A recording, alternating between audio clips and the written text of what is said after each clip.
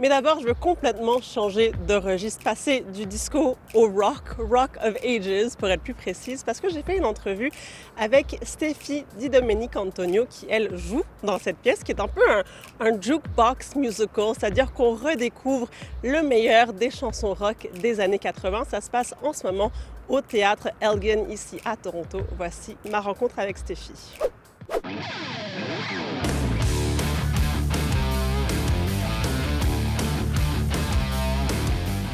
Bonjour Steffi. Bonjour, comment ça va? Ça va, merci de nous accueillir ici, Elgin Theatre, Oui. Rock of Ages. J'ai envie de dire, ça se présente presque pas, Rock of Ages. C'est tellement connu, ça fait le tour de la planète. Oui, ça fait comme 15 ans que ça fait le tour de la planète. Oui. Ça a été traduit. savais Ils ont pas. fait une production à Québec récemment. C'est vraiment comme un show qui a eu tellement un grand succès. Puis vraiment, on n'est pas surpris parce que c'est une comédie musicale assez spéciale, assez hilarante et amusante.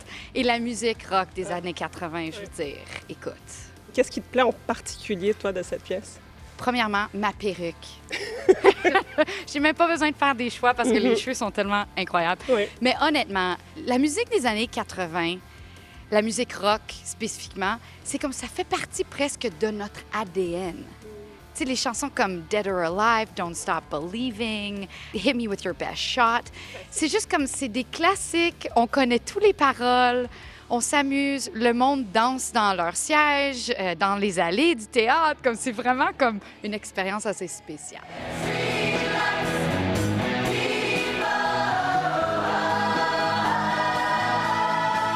Tu as fait déjà beaucoup de comédies musicales dans ta vie. D'en faire une où les chansons sont déjà connues comme ça, comme qu'est-ce que ça change?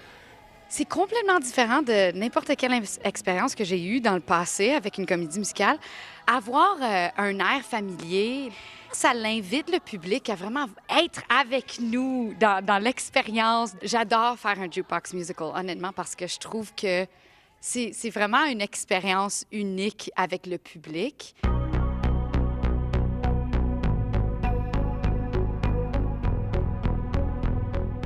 Parle-moi un peu de ton personnage. On sait qu'elle a une perruque Oui, assez écoute. spéciale.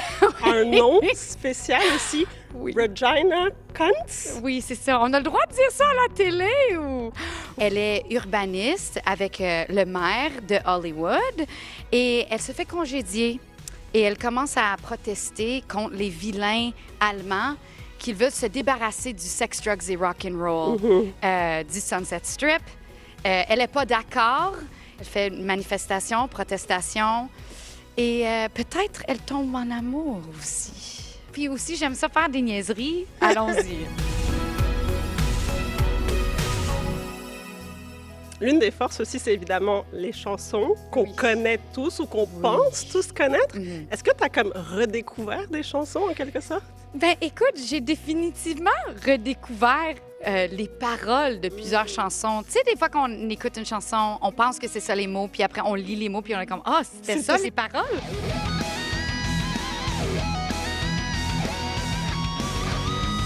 J'imagine déjà des gens qui ont peut-être déjà vu d'autres versions de Rock of Ages oui. qui se disent ben, est-ce que je devrais aller voir celle-ci? Qu'est-ce que toi tu dirais pour les Moi, convaincre? je dis absolument, il faut venir voir celle-ci. Pourquoi? Justement, il y avait une fan qui était au Stage Door l'autre jour.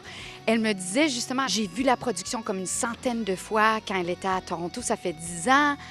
Mais j'étais vraiment surprise de voir que c'était vraiment une nouvelle expérience totalement. C'était un nouveau take sur la comédie musicale. On a vraiment comme un décor complètement différent. On a des interprétations complètement différentes. Je pense que ça vaut vraiment la peine de venir voir. C'est juste une nouvelle vision pour le show. Alors, je pense que ça vaut la peine de payer le billet à la billetterie. Ah, voilà. Et venir voir le show.